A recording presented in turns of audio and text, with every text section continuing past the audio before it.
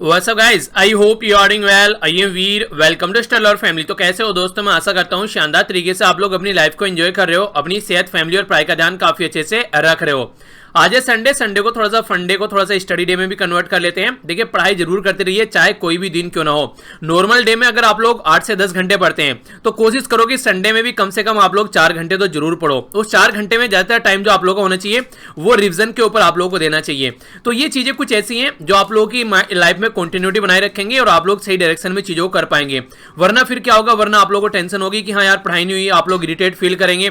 तो वो सारी चीजों से बचने का एक सही शानदार तरीका ये है कि आप लोग कंटिन्यूअसली अपनी स्टडी को मेंटेन रखिए, भले ही कितना भी कम टाइम क्यों ना हो पर लेकिन थोड़ा जरूर पढ़िए। उसको बोलते हैं मिनिमम स्टडी टाइम, यानी कि और दिन अगर आप लोग 10-12 घंटे पढ़ रहे हैं तो उस दिन आप लोग कम से कम 4 या 5 घंटे पढ़ लीजिए, ठीक है। क्योंकि एग्जाम भी अब आप लोगों के पास में ही है, तो जरा सी भी कोताही बरतना अब आप लोगों के लिए ये खतरनाक साबित हो सकती है, ठीक है। तो ये चीजें हैं कुछ जो आप लोग अपने माइंड में जरूर रखिएगा। आइए अब थोड़ा सा नजर डालते हैं आज के आर्टिकल्स के ऊपर। संडे में आप लोगों के पास में कोई भी ऐसा बेसिक पॉइंट नहीं होता है जिसमें हम लोग बातें करें कि हाँ संडे में आप लोगों को यहाँ पर जो बेसिकली क्विज होता है वो सैटरडे का आप लोगों का मंडे का होता है। संडे का लेक्चर जो रहता है वो इंडिपेंडेंट रहता है। तो सबसे पहले आप लोगों के सामने है यहाँ पर ये बात की जा रही है डेट क्राइसिस के बारे में। पहले आप लोग डेट क्राइसिस समझिए होता क्या है। देखिए, मान लीजिए आज के डेट में जैसे श्रीलंका की बात करते हैं, श्रीलंका ने क्या कर रखा है, चाइना से बहुत ज्यादा पैसा उधार ले रखा है। चाइना से इतना पैसा उधार ले रखा है कि इसको अगर उसका इंटरेस्ट भी पे करना होता है तो इसको चाइना से उधार लेना पड़ता है। समझ रहे हैं आप लोग?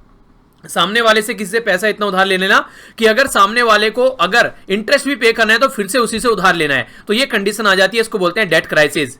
टोटल मिलाकर जो लोन यहां पर हो चुका है ये 55 बिलियन के करीब जो डॉलर है उसका लोन यहां पर हो चुका है। अगर बात करें इनकी जो जीडीपी है, इनके ग्रोस डोमेस्टिक प्रोडक्ट है, ग्रोस डोमेस्टिक प्रोडक्ट ये होता है किसी पर्टिकुलर ईयर के अंदर कोई कंट्री के अंदर जितना गुड्स और सर्विस प्रोड्यूस होता है उसकी फिजिकल बाउंड्री के अंदर, उसको उस कंट्री की जीडीपी बोलते हैं, ठीक है। मान लीजिए हमारी कंट्री की फिजिकल बाउंड्री है, एक साल के अंदर जो भी गुड्स और सर्विस यहां पर प्रोड्यूस हो रहे हैं तो ये एक तरीके से आप लोग उस कंट्री की जीडीपी यहां पर बोल सकते हैं। तो यहां पर जो इनकी टोटल जीडीपी है, आप लोग ये देखिए जो टोटल जीडीपी है इनका, उसका 80% यहां पर इनके ऊपर लोन चढ़ चुका है। तो यहां से आप लोग अंडरस्टैंड कर पाएंगे किस कैटेगरी में आज के दिन में श्रीलंका यहां पर खड़ा हुआ है। तो सोचने वाली बात है, 2014 में जब पहले यहां पर राजपक्षे साहब जो यहाँ पर प्रेसिडेंट हुआ करते थे, आज की डेट में इनके जो भाई हैं वो हैं यहाँ पर प्रेसिडेंट और ये है प्राइम मिनिस्टर, यानी कि घर की ही गवर्नमेंट चल रही है पूरी। तो यहाँ पर जो कंडीशन है वो कंट्री खराब हो चुकी है। उस टाइम पर भी यहाँ पर काफी ज्यादा इनके ऊपर लोन चढ़ा हुआ था, क्योंकि आप लोगों को पता है यहाँ पर जो चाइना का रोड एंड बेल्ट इनिशिएटिव है इसके चलते ऑल ओवर वर्ल्ड में ये कनेक्टिविटी बनाने की कोशिश कर रहे हैं। तो इसके चलते प्रोजेक्ट के ये अलग अलग कंट्री में जाकर इन्वेस्टमेंट करते हैं। तो जब इन्वेस्टमेंट करते हैं तो दबाकर इन्वेस्टमेंट करते हैं वहां पर, तो वो कंट्री सामने वाली इतना उधार चढ़ जाता है इनके ऊपर, तो एक तरीके से वहां पर एक डेट क्राइसिस आ जाता है। यही बात इंडिया के द्वारा बोली गई थी कि हम लोग इस प्रोजेक्ट को ज्वाइन नहीं करेंगे। उसके 2-3 रीजन दिए थे। सबसे पहला रीजन तो यह कि चाइना एक ह्यूज इन्वेस्टमेंट वहां पर कर रहा है, डेट क्राइसिस आता है, वो कंट्री चाइना की गुलाम हो जाती है। दूसरा, जो भी प्रोजेक्ट होते हैं उसके जो भी टेंडर वगैरह दिए जाते हैं वो मैक्सिमम चाइनीज कंपनी को दिए जाते हैं। चाइनीज लोग ही कई बार वहां पर काम करने के लिए आते हैं। इन्वायरमेंट को वहां पर ध्यान में नहीं रखा जाता है, क्योंकि उनको इंफ्रास्ट्रक्चर डेवलप करना है। उस कंट्री में इन्वायरमेंट बर्बाद हो रहा है, या फिर जो लैंड ऐसी है जो बेसिकली अच्छी लैंड है, जमीन एक तरीके से खेती करने लायक लैंड है, वो एक तरीके से बर्बाद की जा रही है। तो वो सब चीजें चाइना क्यों देखेगा? चाइना को तो अपने कनेक्टिविटी से मतलब है, जिस कंट्री में जो बर्बाद हो रहा है वो होने दो। जैसे पाकिस्तान के वहां पर भी अभी एक थोड़े दिनों पहले खबर निकल कर आई थी कि काफी लार्ज स्केल पर प्रोडक्ट चाइना के जो प्रोजेक्ट है उनको लेकर पाकिस्तान में भी कई बार देखने को मिलता है, पर लेकिन वहां पर एक अलग ही पैटर्न है, तो उसके बारे में तो बात करनी अलग बात है। तो यहां पर श्रीलंका के अंदर भी कई सारी बातें की गई।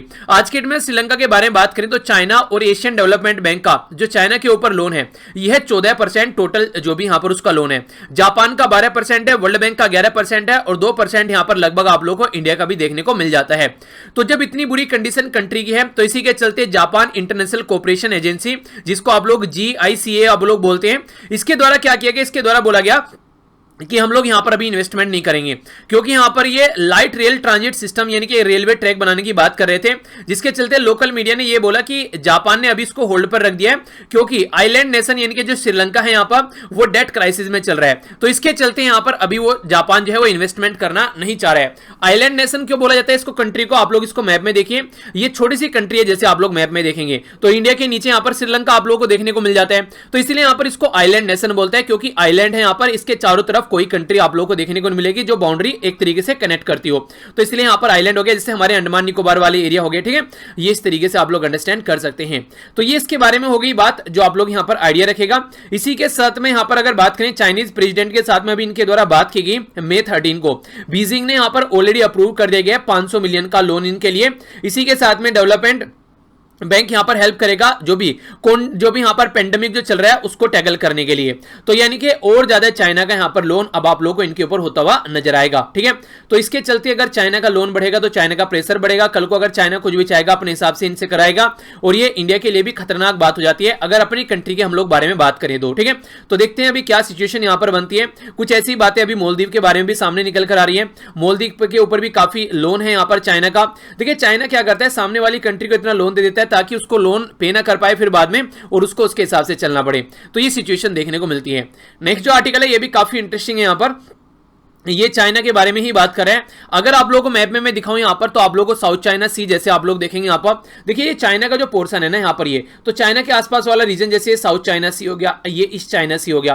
तो चाइना यहां पर बोलता है कि ये सारा मेरा एरिया है। तो इसके चलते वियतनाम हो गया, फिलीपीन हो गया, ये कंट्री कई बार सदमे में रहती है क्योंकि चाइना एक पावरफुल कंट्री है, कुछ बोल नहीं पाता है। और चाइना क्या करता है, जो इंटरनेशनल लेवल के जो रूल और रेगुलेशन है उनको भी मानने से मना कर देता है। तो अभी यहां पर वियतनाम जो है वो बार बार इसके खिलाफ बोलता है। वियतनाम काफी क्रिटिसाइज करता है कई बार चाइना को, नॉर्मली दूसरी कंट्री नहीं बोलती हैं, पर लेकिन वियतनाम इसके बारे में बोलता रहता है। तो साउथ एशियन जो लीडर हैं यहां पर, उनके द्वारा बात की जा रही है, साउथ ईस्ट एशियन लीडर के द्वारा, कि 1982 का जो यूएन जो ट्रीटी है, खासकर किसके बारे में, जैसे आप लोग बात करें जो यूएन के जो लॉज होते हैं बेसिकली ऑल ओवर वर्ल्ड में जो इंप्लीमेंट किए जाते हैं सीज को लेकर, तो उसको जब इंप्लीमेंट करते हैं साउथ चाइना सी को, तो उसको फॉलो करना चाहिए। यानी कि यूएन का बेसिकली ये मानना होता है कि जो भी कंट्री है यहां पर आसपास वाले रीजन में, उनका भी अधिकार होगा उस पर्टिकुलर रीजन में। ऐसा नहीं है कि यहां पर इसका नाम साउथ चाइना सी हो गया तो चाइना के नाम से है तो चाइना का सी हो गया, नहीं, ऐसे तो पूरा इंडियन ओशन इंडिया का हो गया। तो ये थोड़ी ना तरीका होता है कोई।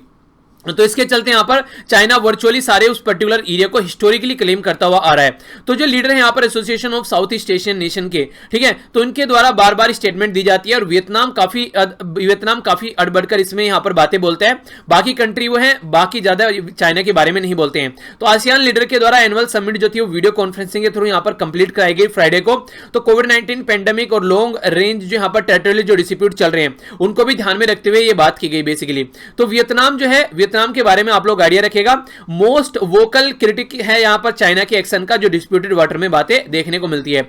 वियतनाम यानी कि सबसे ज्यादा चाइना को क्रिटिसाइज करता है, बाकी जो कंट्री है वो शांत रहते हैं, उसके बारे में कोई ज्यादा बातें नहीं करते हैं। आइए इसी बहाने से थोड़ा सा नजर हम लोग आसियान के ऊपर डाल लेते हैं, तो इसके बारे में हम लोग बात करते हैं, ठीक है।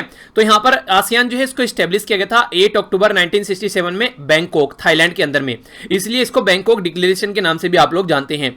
स्टार्टिंग में जो फाउंडिंग मेंबर थे यहां पर, ये थे इंडोनेशिया, मलेशिया, फिलीपीन, सिंगापुर और थाईलैंड। बाद में आगे चलकर कई सारी कंट्री यहां पर ऐड होना स्टार्ट हो गई, जैसे ब्रुनोई 1984 में, वियतनाम 1995 में, लाओस और म्यांमार 1997 में, और कंबोडिया 1999 में। तो ये कंट्री फिर आगे जुड़ना यहां पर स्टार्ट हो गई। तो इसके बारे में आप लोग आइडिया रखिएगा, ये आसियान कंट्री है। क्वेश्चन बने तो माइंड में कोई कंफ्यूजन आप लोगों के नहीं होना चाहिए। टोटल 10 कंट्री का एक समूह है। जैसे यूरोपियन यूनियन के बारे में हम लोग बात करते हैं तो वहां पर 28 मेंबर हुआ करते थे, अब एक माइनस हो गया वहां पर क्योंकि यूके बाहर निकल गया, तो 27 मेंबर का ग्रुप हो गया। तो आसियान भी उसी की तर्ज में काम करने की कोशिश करता है, ठीक है। तो ये पर्टिकुलर एरिया है जिसके बारे में आप लोग आइडिया रख सकते हैं। आगे चलता हूं। नेक्स्ट आप लोगों को पता है कोविड-19 के चलते क्या क्या कंडीशन यहां पर देखने को मिल रही है। कोविड-19 जो है वो बीमारी का नाम है, ठीक है, कोविड-19। तो कोविड-19 अगर पूछो क्या है, ये बीमारी का नाम है। इसका वायरस कौन सा है? वायरस है इसका SARS, ठीक है। ये यहां पर याद रखिएगा, इसका कई बार आप लोगों से क्वेश्चन पूछ लिया जा सकता है यहां पर कि क्या कोविड-19 है, क्या यहां पर वायरस है। तो सार्स इसका नाम है यहां पर SARS-CoV-2, ठीक है। तो इसके बारे में आप लोग याद रखिएगा, क्वेश्चन बन सकता है, यह है वायरस का नाम। तो ये ऐसा नहीं है फर्स्ट बार यहां पर देखने को मिल रहा है, पहले 2002 में भी यहां पर ये देखने को मिला था। तो तब इसके बारे में जब इसका एनालिसिस करते हैं तो कुछ नई बातें अब सामने निकल कर आ रही हैं। देखिए अगर किसी पर्टिकुलर पर्सन को यहां पर टीबी की बीमारी है या फिर कोई दूसरी बीमारी है, तो चांस ये रहता है कि ये बीमारी भी लगने के चांसेस वहां पर बढ़ जाते हैं। अभी यहां पर डायबिटीज के बारे में बात की जा रही है। अगर कोई पर्टिकुलर पर्सन जो है अगर कोई पर्टिकुलर पर्सन जो है कोविड-19 की चपेट में आता है तो टीबी की जो टाइप 1 जो बेसिकली टीबी की नहीं सॉरी डायबिटीज की जो टाइप 1 बीमारी है वो लगने के चांसेस हो जाते हैं। रीजन क्या है? रीजन ये कि इम्यून सिस्टम बेकार होता है और कोई भी बीमारी अगर इम्यून सिस्टम आप लोगों का अच्छा नहीं है तो आप लोगों को चपेट में ले लेगी। इसीलिए आप लोगों को हमेशा मैं आप लोगों को ये बोलता हूं कि इम्यून सिस्टम अपना अच्छा रखो। वो कैसे? आप लोग मॉर्निंग में जैसे उठते हैं कोशिश करो कि अच्छे से पानी पीजिए, 2-3 गिलास, मिनिमम 2 गिलास तो आप लोगों को पीना ही पीना है और ज्यादा से ज्यादा 4 गिलास आप लोग पी सकते हैं। ठीक है, जैसे मेरा क्या रहता है 3 से 3.5 गिलास में आराम से पी लेता हूं मॉर्निंग में उठकर, तो यहां पर मैक्सिमम 4 गिलास तक आप लोग कोशिश करो, वरना 2 तो मिनिमम पीने ही पीने आप लोगों को। इसी के साथ में कोशिश करो फ्रेश होने के बाद में फिर अपना थोड़ी एक्सरसाइज कर लो, योगा कर लो थोड़ा सा। इसी के साथ में कोशिश करो कि एक अच्छी डाइट लो आप लोग। ठीक है, तो अच्छी डाइट लेने से जिसको एक बैलेंस डाइट बोलते हैं, तो आप लोग की बॉडी का जो इम्यून सिस्टम है वो बना रहेगा, कई सारी बीमारियों के साथ में आप लोग लड़ सकते हैं। ठीक है, और इसी के साथ में कोशिश ये करनी है कि आप लोगों को दिन में भी पानी पीते रहना है, तो 8 से 10 गिलास तो मिनिमम आप लोगों को पीना ही पीना है। 12-15 तक भी आप लोग पहुंचा सकते हैं अगर थोड़ा और अच्छे से काम करें, तो इससे क्या रहेगा, बॉडी का इम्यून सिस्टम बना रहेगा। तो इम्यून सिस्टम अगर यहां पर बेकार होने लगता है तो फिर काम नहीं चलता है, तो इसके चलते क्या होता है, ये अटैक होने लगता है यहां पर एक तरीके से बॉडी के ऊपर में और डिस्ट्रॉय करते हैं बीटा सेल। बीटा सेल अगर डिस्ट्रॉय हो जाता है तो फिर जो इंसुलिन बनाने वाली प्रक्रिया है जो कि यहां पर डायबिटीज को कम करने की कोशिश करती है वो नहीं हो पाता है, तो इसके चलते यहां पर जो अमाउंट ऑफ इंसुलिन है वो रिड्यूस होने लगता है, तो इसके चलते टाइप 1 जो डिजीज है वो आप लोगों की बॉडी में देखने को मिलने लगती है। और ऐसा यहां पर 2002 में जब ये बीमारी हुई थी, ठीक है, उस टाइम पर भी यहां पर ये चीजें देखने को मिल रही थी और फिर से यहां पर उसी के बारे में एनालिसिस किया जा रहा है। बाकी अगर किसी को ट्यूबरक्लोसिस की बीमारी है तो वहां पर भी इसके चांसेस होने के ज्यादा रहते हैं, क्योंकि यह माना जाता है कि कोई ऑलरेडी बीमार मरीज है तो उसके ऊपर इसका इंपैक्ट और ज्यादा पड़ता है। तो ट्यूबरक्लोसिस के बारे में हम लोगों ने डिस्कस भी किया था कि हमारी कंट्री में काफी लार्ज स्केल के मरीज आप लोगों को देखने को मिलते हैं। ठीक है, आप लोगों को याद होगा मैंने डिस्कस किया था 24 लाख के करीब हम लोगों ने जब डिस्कस किए थे। ठीक है, इसी के साथ में हमारी कंट्री का टारगेट है यहां पर 2025 तक ट्यूबरक्लोसिस को खत्म करने का और वर्ल्ड का टारगेट कितना है 2030 तक का। तो ये भी कुछ बातें हैं जो पॉइंट्स हैं जो आप लोगों को आइडिया होना चाहिए, क्योंकि डायरेक्ट क्वेश्चन बन जाएंगे एग्जाम में तो कंफ्यूजन आप लोगों का नहीं रहना चाहिए। देखिए, अगर आप लोग रेगुलर लेक्चर देखते रहते हैं ना तो उसका फायदा ये होता है कितनी सारी चीजें आप लोगों को मैं रिपीट कराता रहता हूं, उसका रिविजन होता रहता है साथ ही साथ में। ठीक है, और नई चीजें भी आप लोगों को सीखने को मिलती रहती है, तो इसीलिए लेक्चर मिस मत किया कीजिए। लेक्चर मिस करने का मतलब है कि आप लोगों ने एक पैटर्न ब्रेक कर दिया है। अगर किस दिन नहीं देख पाते हैं तो कोशिश करो अगले दिन देख लो, उसको दूसरे दिन देख लो, पर लेकिन उसको कंटिन्यू आप लोग जरूर रखिए। ठीक है, तो ये आप लोगों की रेस्पॉन्सिबिलिटी है, बाकी लेक्चर मैं पढ़ाऊंगा वो मेरी रेस्पॉन्सिबिलिटी है। आगे बढ़ते हैं। नेक्स्ट न्यूज ये भी काफी इंपॉर्टेंट है। यहां पर देखिए, जब जब बारिश का मौसम आता है तो सबसे बेस्ट टाइम होता है वो पेड़ लगाने का। तो हमारी एसएलवी परिवार भी कोशिश करो कि पेड़ जरूर लगाओ, ज्यादा से ज्यादा पेड़ लगाओ, ताकि अपने एनवायरमेंट को हम लोग अच्छा रख सकें और आने वाली जनरेशन के लिए भी हम लोग कुछ कर सकें। तो इसी के चलते हमारी कंट्री के जो प्राइम मिनिस्टर है मोदी जी, उनके द्वारा बोला गया है अभी यहां पर हमारी कंट्री में जो संकल्प पर्व बनाने की बात की जा रही है, तो प्राइम मिनिस्टर मोदी जी की कॉल पर हमारी कंट्री के जो यूनियन कल्चर मिनिस्टर है उनके द्वारा बोला गया संकल्प पर्व बनाने की बात की जा रही है, जिसके चलते 28 जून से लेकर 22 जुलाई तक का यहां पर बात की जा रही है पेड़ लगाए जाएंगे। ठीक है, तो ये आप लोग याद रखना। दूसरी बात की जा रही है यहां पर प्राइम मिनिस्टर नरेंद्र मोदी जी के द्वारा जो यहां पर बात की गई है एटलीस्ट 5 पेड़ आप लोगों को लगाने हैं। वो पेड़ आप लोग अपने ऑफिस कैंपस में भी लगा सकते हैं या फिर दूसरी जगह जहां भी आप लोगों को लगे, ताकि हेल्दी और क्लीन एनवायरनमेंट आप लोग यहां पर देखने को मिल सके। तो ये आप लोगों की रेस्पॉन्सिबिलिटी है अपने आसपास के एरिया को सही रखने का।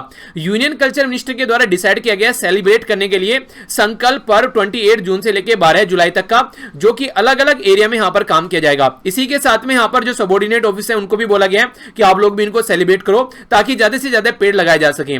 तो ये जब यहां पर सब काम कर ही रहे हैं तो आप लोग भी क्यों ना यहां पर कम से कम एक पेड़ तो आप लोग भी लगा सकते हैं। तो ये कोशिश आप लोगों को भी करनी है। और जो पेड़ लगाने की बात की जा रही है तो ये 5 पेड़ यहां पर रिकमेंड किए गए हैं। एक तो बरगद का पेड़, आंवला का पेड़, पीपल, इसी के साथ में यहां पर अशोक और बेल का पेड़। ठीक है, तो ये हैं जो कि आप लोग लगा सकते हैं। बाकी जो भी आप लोगों को सुटेबल लगे अपने एरिया के हिसाब से तो वो भी आप लोग लगा सकते हैं। ठीक है, तो ये काफी इंपॉर्टेंट है। यहां पर खासकर जो ये ड्यूरेशन होता है ना, इस टाइम पर सबसे अच्छी बात ये रहती है कि आप लोगों को ज्यादा ध्यान नहीं रखनी होती है पेड़ का, यानी कि एक तरीके से क्या करेंगे आप लोग खुद से पेड़ लगाकर छोड़ दीजिए, फिर बारिश होती रहती है तो उसको पानी मिलता रहेगा, और एक बार चलना स्टार्ट हो गया, पेड़ जड़े उसने पकड़ ली, तो फिर चीजें जो है अच्छे से चलने लग जाती हैं। ठीक है, तो ये काफी इंपॉर्टेंट है जो कि आप लोग यहां पर अभी इंप्लीमेंट कर सकते हैं।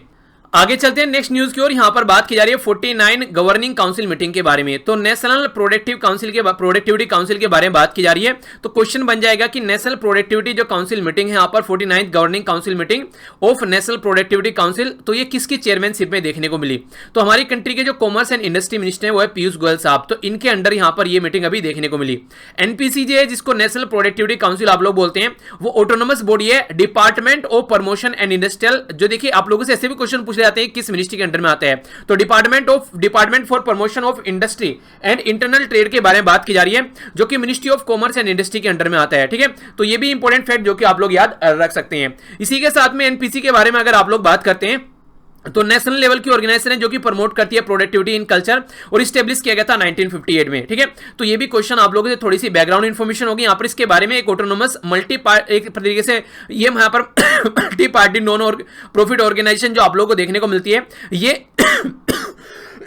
सॉरी ये रजिस्टर यहाँ पर सोसाइटी, जो रजिस्टर यहाँ पर सोसाइटी रजिस्ट्रेशन एक्ट, तो इसके अंदर यहाँ पर रजिस्टर है जो कि 1860 का एक्ट यहाँ पर बोला जाता है। ठीक है, इसी के साथ में अगर बात करें एनपीसी जो एक तरीके से constituted Tokyo based Asian productivity organization के साथ में भी देखिए हर एक कंट्री की ना अपना एक पैटर्न होता है। अगर आप लोग जापान के बारे में बात करें, जापान के प्रोडक्ट पर आंख बंद कर लोग विश्वास कर लेते हैं। रीजन क्या है, वो इतने अच्छे से रिसर्च एंड डेवलपमेंट करते हैं कि जापान का कोई भी प्रोडक्ट है तो मार्केट में धड़ाके से बेचा जाता है। उसका रीजन ये है कि बहुत अच्छे से रिसर्च एंड डेवलपमेंट करके प्रोडक्ट को लेकर आते हैं, अपने प्रोडक्ट की क्वालिटी को डाउन नहीं होने देते हैं। तो इसी के चलते यहां पर उसके साथ में यहां पर कनेक्टिविटी आप लोग बोल सकते हैं टोक्यो बेस्ड एशियन प्रोडक्टिविटी जो यहां पर ऑर्गेनाइजेशन है उसके साथ में, तो यहां पर इस तरीके से इंटर गवर्नमेंटल बॉडी है जो कि यहां पर काम करती है और इंडिया भी फाउंडर मेंबर है इसका। ठीक है, तो ये कुछ बेसिक इंफॉर्मेशन इसके बारे में जो माइंड में कंफ्यूजन नहीं होना चाहिए। आगे चलता हूं, एक छोटी सी न्यूज है यहाँ पर, इसको भी आप लोग थोड़ा सुन लीजिए। यहाँ पर बात की जा रही है secretary of department of science and technology के बारे में। तो इसके द्वारा एक ऑफिशियल लोगो यहाँ पर लॉन्च किया गया है, गोल्डन जुबली सेलिब्रेट की जा रही है, जो बेसिकली इसका ईयर है डीएसटी के लिए, यानी कि department of science and technology. ये department of science and technology establish किया गया था 1971 में 3 मई को, तो उसी की गोल्डन जुबली यहाँ पर सेलिब्रेट की जा रही है। ठीक है, तो इसके चलते इसके बारे में आप लोग याद रखते हैं, यहाँ पर अभी अपडेट किया जाता है। देखिए अगर कोई भी ऐसे डिपार्टमेंट होता है उसके बारे में फिर सारी चीजें अपडेट देखने को मिलती है।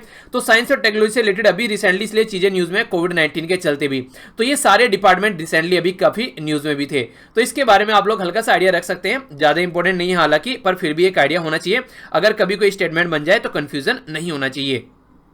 नेक्स्ट यहां पर बात की जा रही है प्रेसिडेंट रामनाथ कोविंद जी के द्वारा अभी यहां पर बात की जा रही है बैंकिंग रेगुलेशन अमेंडमेंट ऑर्डिनेंस के बारे में। देखिए अगर किसी जिस तरीके से हमारी कंट्री के बारे में बात करें, पार्लियामेंट जो है वो काम नहीं कर रही है, तो प्रेसिडेंट के हाथ में पावर होती है आर्टिकल 1, 2, 3 के तहत कि यहां पर ये ऑर्डिनेंस ला सकता है। ऑर्डिनेंस मेकिंग पावर होती है, अध्यादेश जारी किया जाता है। अध्यादेश का मतलब क्या होता है, ये अध्यादेश एक तरीका रूल होता है यहाँ पर, जो कि बिल्कुल ऐसा होता है जैसे पार्लियामेंट में एक्ट पास करके बनाया जाता है। ठीक है, तो इसलिए यहां पर ये ऑर्डिनेंस लाया जाता है। तो ऑर्डिनेंस लाने का मतलब यह है कि हमारी पार्लियामेंट काम नहीं कर रही है, तब तक जो इमरजेंसी का काम है कम से कम वो न रुके। तो हमारी कंट्री में जो यहां पर अभी ऑर्डिनेंस लाया गया है, तो इसका नाम रखा गया है बैंकिंग रेगुलेशन अमेंडमेंट ऑर्डिनेंस 2020। ठीक है, तो ये जो डिपॉजिटर है बैंकिंग के अंदर जो अपना पैसा डिपॉजिट करते हैं ताकि उनको सिक्योर किया जा सके, तो ऑर्डिनेंस अमेंड करेगा बैंकिंग रेगुलेशन एक्ट 1949। तो क्वेश्चन क्या बन जाएगा कि कौन से एक्ट को यहां पर ये चेंज करने वाला है, तो 1949 का जो यहां पर ये एक्ट है उसको चेंज करेगा, जो कि एप्लीकेबल होगा कोऑपरेटिव बैंक्स के ऊपर। ठीक है, तो ये क्वेश्चन आप लोगों से डायरेक्ट एग्जाम में पूछा जा सकता है। इसी के साथ में यहां पर बात करें तो इंटरेस्ट जो बेसिकली डिपॉजिटर का स्ट्रेंथ करेगा कोऑपरेटिव बैंक्स। देखिए बेसिक पर्पज क्या रहता है, बेसिक पर्पज यहां पर ये रहता है कि जो लोग यहां पर अगर सिस्टम में विश्वास कर रहे हैं तो उनका विश्वास मेंटेन रहे, उस पर यहां पर कोई आंच न आए। तो इसी के चलते यहां पर बेसिकली कोशिश ये की जा रही है कि इसको कंटिन्यू यहां पर ढंग से रखा जा सके, तो उसी के चलते यहां पर इसमें चेंज किया जा रहा है। तो अमेंडमेंट जो है वो इफेक्ट नहीं करेगा जो स्टेट रजिस्ट्रार और इसी के साथ में of cooperative society under state cooperative societies law के अंदर है, यानी कि ये जो है बेसिकली सेंटर के ऊपर फोकस करेगा, स्टेट के अंदर जो है उसके ऊपर फोकस नहीं करेगा। इसी के साथ में प्राइमरी एग्रीकल्चर क्रेडिट सोसाइटी है उनके ऊपर इंपैक्ट नहीं डालेगा। ठीक है, बेसिकली ये जो इंपैक्ट उनके ऊपर नहीं डालेगा, जो बेसिकली सेंट्रल लेवल पर चीजें उसके ऊपर इंपैक्ट डालेगा। सेक्शन 45 जो यहां पर जो बैंकिंग रेगुलेशन एक्ट है उसके हिसाब से यहां पर बात की जा रही है, तो पब्लिक डिपॉजिटर को प्रोटेक्ट करने की यहां पर कोशिश की जाएगी, ताकि जो फाइनेंशियल अभी डिसरप्शन चल रहा है, क्राइसिस चल रहा है कोविड-19 के चलते, उसके चलते जो डिपॉजिटर है कहीं ना कहीं वो ये ना सोचने लगे पता नहीं यार हम सेफ हैं कि नहीं है, तो कम से कम वो सेफ यहां पर अपने आप को फील कराएं। यहां पर सेंट्रल गवर्नमेंट में प्रेसिडेंट के हाथ में पावर होती है आर्टिकल 1, 2, 3 के तहत यहां पर जो ऑर्डिनेंस मेकिंग अध्यादेश लाने की पावर। जो राज्य गवर्नमेंट के हाथ में जो पावर होती है वो किस आर्टिकल के तहत यहां पर ये पावर होती है। ठीक है, तो कई बार ये न्यूज में रहता है। अच्छा चलिए एक क्वेश्चन और बताइए जो मैंने अभी आप लोगों को पढ़ाया था। अभी हम लोगों ने डिस्कस किया था कि हमारी कंट्री में जो ओबीसी है उसके अंदर सब कैटेगराइजेशन करने की बात की जा रही है, तो कौन से आर्टिकल के तहत यहां पर ये सारा काम किया जा रहा है। तो आप लोगों को एक तो ये क्वेश्चन बताना है, जो यहां पर कमीशन बनाया गया है ओबीसी के अंदर सब कैटेगराइजेशन बनाने के लिए, जिसका टाइम ड्यूरेशन बढ़ाकर 31 जनवरी 2021 कर दिया गया है। तो आप लोगों को यहां पर यह बताना है इस पर्टिकुलर एरिया के अंदर में कि जो सब कैटेगराइजेशन यहां पर देखने को मिल रहा है, इसके लिए जो कमीशन का चेयरमैन बनाया गया है वो किस पर्टिकुलर पर्सनैलिटी को बनाया गया है। ठीक है, तो ये भी आप लोगों के लिए यहां पर क्वेश्चन है। तो ये है जो आप लोगों को जिनका आंसर देना है, तो इसको जरूर आंसर कीजिएगा। ठीक है, बाकी क्विज तो आज होता नहीं है, एक बार देख लेते हैं क्या क्या हम लोगों ने डिस्कस किया ताकि माइंड में कोई कंफ्यूजन न रहे। सबसे पहले श्रीलंका के क्राइसिस के बारे में जाना और कैसे यहां पर चाइना लूट रहा है सबको, वो हम लोगों ने समझा। नेक्स्ट यहां पर साउथ चाइना सी के अंदर जो चीजें देखने को मिलती है वो समझा, और इसी के चलते आसियान के बारे में भी हम लोग को जानने को मिला। नेक्स्ट यहां पर टाइप 1 डायबिटीज बीमारी भी हो सकती है कोविड-19 के चलते, क्योंकि इम्यून सिस्टम को बर्बाद कर देता है। इसी के चलते हमने यहां पर ये बात की जो डिपार्टमेंट ऑफ साइंस के बारे में थोड़ा सा, तो हल्की सी इंफॉर्मेशन इसके बारे में जाने। नेक्स्ट यहां पर पेड़ लगाने की बात की जा रही है, तो हम लोगों ने संकल्प पर्व के बारे में जाना। ठीक है, तो कोई कंफ्यूजन आप लोगों के माइंड में नहीं होना चाहिए। इसी के साथ में हम लोगों ने यहां पर बात की जो अभी रिसेंटली नेशनल प्रोडक्टिविटी काउंसिल के बारे में, तो ये भी क्वेश्चन आप लोगों से कई बार बन जाते हैं। और नेक्स्ट हम लोगों ने यहां पर ये अध्यादेश के बारे में जाना। तो ये था टोटल आज का डिस्कशन। आई होप कि आप लोगों ने अच्छे से एंजॉय किया होगा। लेक्चर तभी लाइक और शेयर करना है अगर आप लोगों को पसंद आता है। अगर पसंद नहीं आता डिसलाइक करने के बाद में कमेंट बॉक्स में जरूर बताइएगा डिसलाइक क्यों किया है, फीडबैक के तौर पर, ताकि उसको और ज्यादा इंप्रूव किया जा सके आने वाले टाइम में। तो मिलता हूं नेक्स्ट लेक्चर में। बड़ों को नमस्ते, छोटों को प्यार, छोटी सी लाइफ एंजॉय करो यार। तब तक के लिए जय हिंद। और हाँ, अगर पीडीएफ डाउनलोड करनी है लेक्चर की तो यहां से जाकर डाउनलोड कर लीजिएगा। अगर लेक्चर का लिंक भी आप लोगों को मतलब नोटिफिकेशन भी नहीं आता है तो भी इसको ज्वाइन आप लोग कर सकते हैं। ठीक है, तो मिलता हूं नेक्स्ट लेक्चर में, तब तक के लिए जय हिंद।